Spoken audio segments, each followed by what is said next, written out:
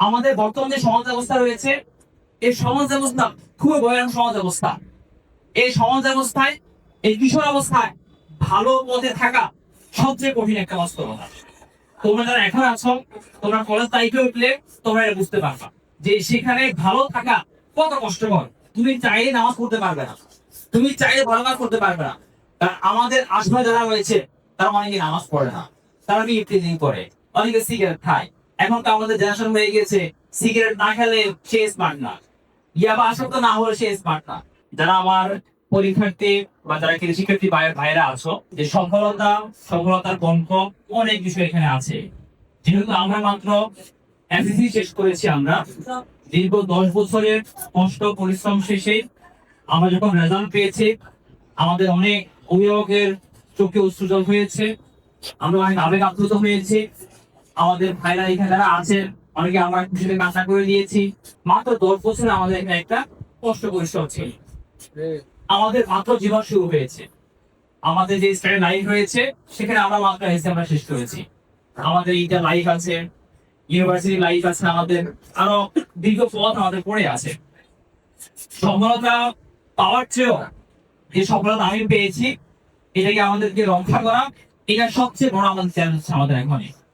আমাদের অনেক ইউনিভার্সিটি বন্ধু রয়েছে যারা এসএসসি জিপিএ 5 ছিল, এইচএসসি জিপিএ 5 ছিল, সেই ইউনিভার্সিটি আসার পরে খারাপ সংস্পর্শে থাকার কারণে মানে অসুস্থ হয়ে গিয়েছে, ইয়াবা আসক্ত হয়ে গিয়েছে। তার মা বাবা এখন কান্নাকাটি করতেছে, তার ছেলে এখন বিপদগামী হয়ে গিয়েছে। একজন সন্তানকে মানুষ করার জন্য একজন অভিভাবকের অনেক কষ্ট পরিশ্রম করতে হয়। আজকে আমরা যারা এখানে আছি, হয়তো আমাদের কাছে এই জিনিসটা উপলব্ধি হবে না, কিন্তু যখন আমরা তাদের চেয়ারে যাব, তখন এই যে উপলব্ধি হবে আমাদের কাছে। কারণ একজন বাবা, একজন মা, একজন অভিভাবক তার সন্তানকে মানুষ করার জন্য কতটা কষ্ট করে, না খেয়ে থাকে, না ঘুমিয়ে থাকে, তার অর্থ খরচ করে। কেন খরচ করে? একমাত্র তার যে সন্তান রয়েছে, সন্তান যেন মানুষের মতো মানুষ হয়ে যায়।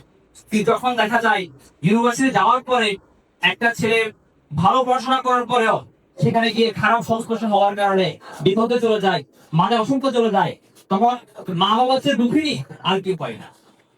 আমাদের বর্তমান যে সমাজ ব্যবস্থা রয়েছে, এই সমাজ ব্যবস্থা খুবই ভয়ানক সমাজ ব্যবস্থা।